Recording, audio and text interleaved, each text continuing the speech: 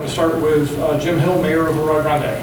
Yeah, I want to commend Worrell Grande Council Member and your board member, Tim Brown, for following these issues and for also requesting this meeting today.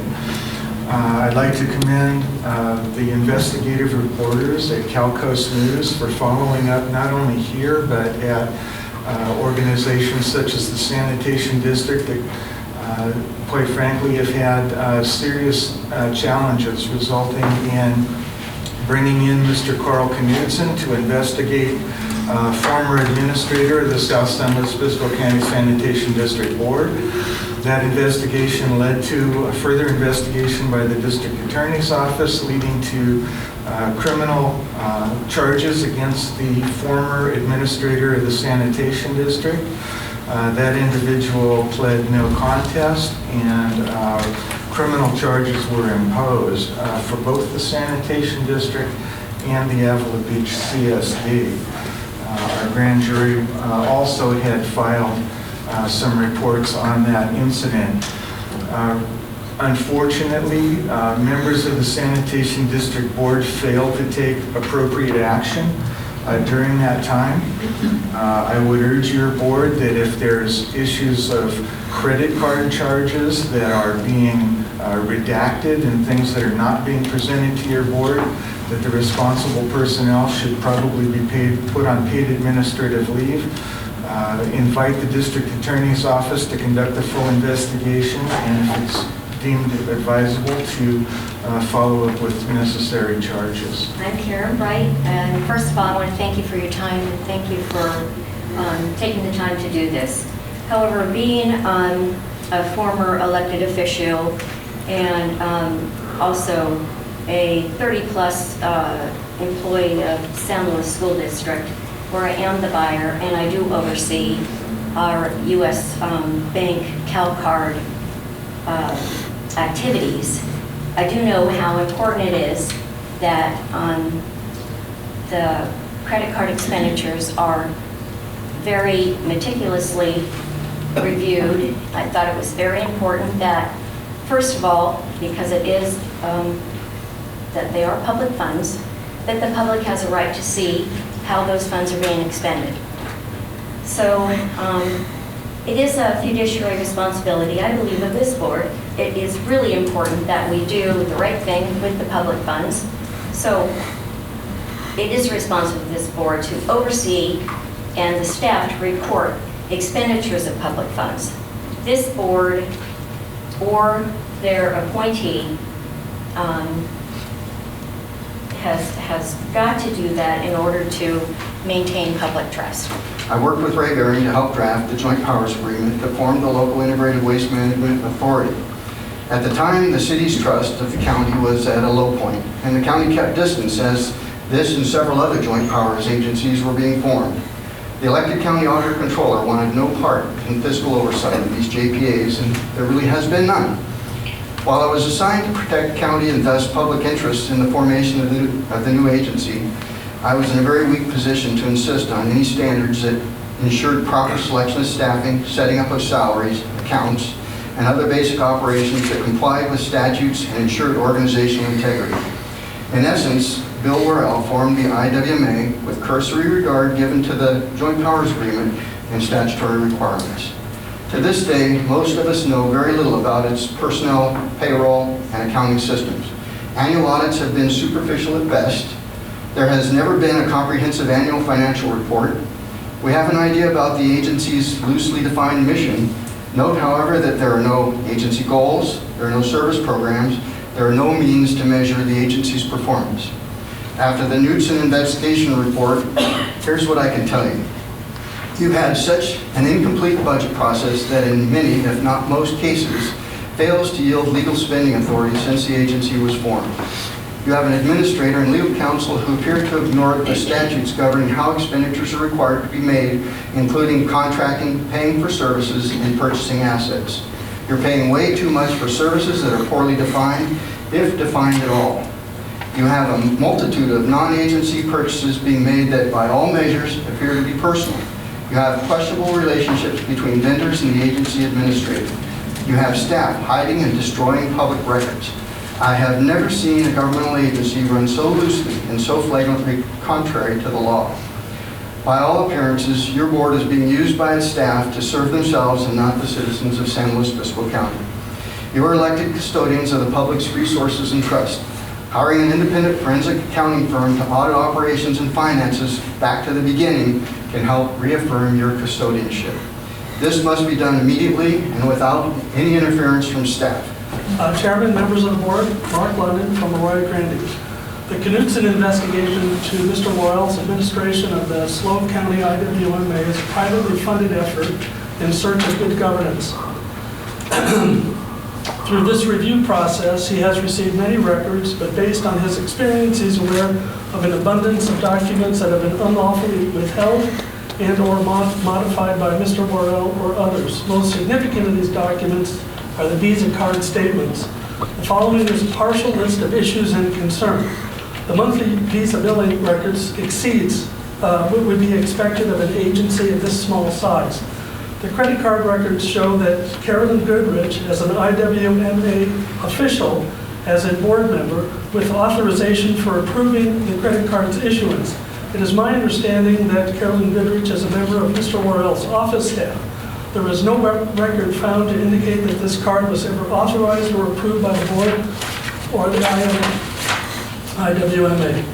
Some of the extraneous charges on the card include air travel, restaurants, movie rentals, purchases from supermarkets, personal phone lines, and so on. There's been some conflicts of interest whereby requests for reimbursements were made and then approved by the individual requesting the reimbursement. Mr. Worrell has stated he has destroyed some IWMA accounting records. He claimed he is only required to keep records for 2 years, clarifying that he is following the county records destruction policies. County Auditor Mr. Erb knows of no such policy. Regardless of the review, we have found, the review has found no record of the IWMA board taking any other action on the board's destruction request. It is my understanding that public records are statutorily guarded until authorized for destruction. Mr. Worrell has been contracting for substantial services without any apparent competitive bidding. The investigator could find no record of this board granting him allowable exceptions to the state government code statutes. Payment to Mr. Worrell's contractors appear fantastically excessive when compared to other companies performing similar services and type. Mr. Worrell has apparently purchased fixed assets without appropriations or approval. Mr. Worrell has purchased a series of trucks that were provided with a lease agreement which has no apparent pay schedule. He has also purchased a fork truck lift and paint pressure which seems to have been given to a contractor. It's time to look back and consider, given our organizational alignment, the IWMA needs to immediately direct staff to stop destroying records and hire a forensic accountant. For those who don't know, it's the Coalition of Labor, Agriculture, and Business. We're a large civic association. Our main mission is government watchdog.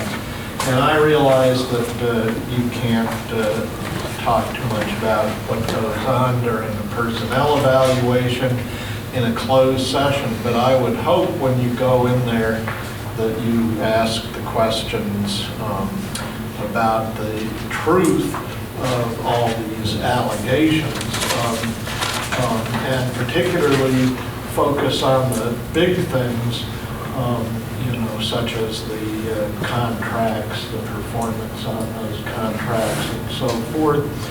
And that when you're done, you may not be able to talk about the specific findings of your interview in the personnel case, but you can talk about that you did it and was it okay or not. And many jurisdictions do that to say whether or not they're satisfied. And then beyond that, after you hear that, is this just going to disappear into a vacuum?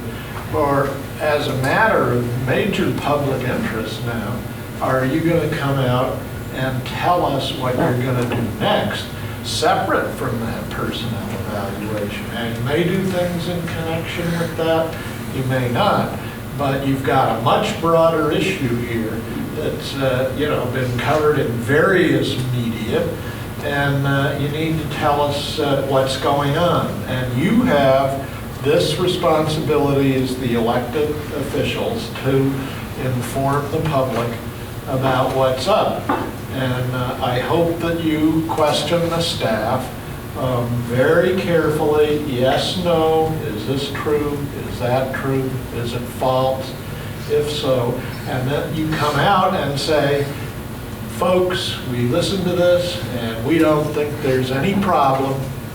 And we hear from each of you, or there is a problem and here's how we're going to start addressing that problem. And that's what really needs to be done, because if you don't, you got no credibility whatsoever. I'm Claire Mamikos from the Adelaide area of West Templeton. Over the past several years, the IWMA board has ignored a multitude of red flags pointing to apparent fraud in its organization.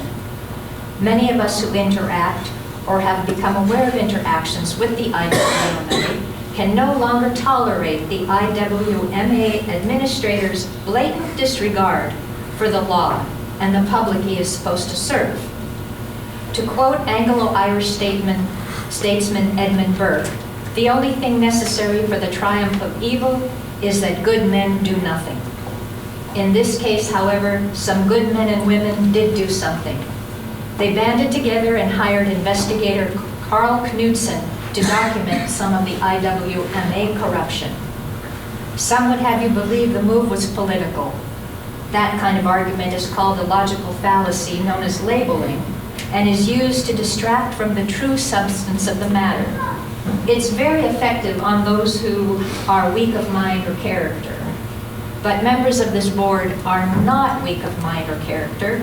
Members of this board will understand the meaning of actions. As we all know, they speak louder than words. Consider this. A month after the citizens group retained investigator Knudsen, Charles Tenborg San Francisco attorneys Kerr Wagstaff proposed settlement offers to CalPost News owners Karen Bealey and Daniel Blackburn. The offers stipulated that Mr. Tenborg would abandon his entire financial claim in exchange for the reporter's agreement to never again report on him or his companies.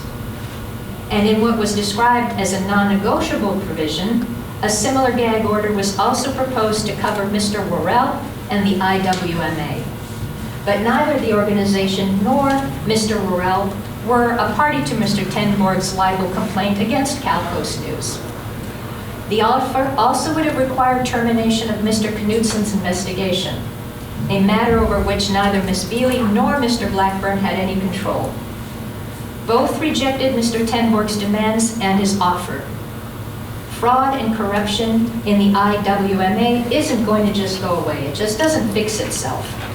It's time for your board to take constructive, decisive, and corrective measures to get this agency on a proper course for the first time in its inception. It's time to remove Mr. Worrell and his office staff, lock down the computers, the office, change the locks on the doors, change all passwords, and appoint a temporary administrator to manage the day-to-day operations while your board looks for a competent replacement. I'm Jeffrey Specht, candidate for City Council, City of San Luis Obispo. I'd like to say that I am very disturbed and sickened by the level of corruption that has taken place within our community here. I believe that our community and the people of it deserve much better.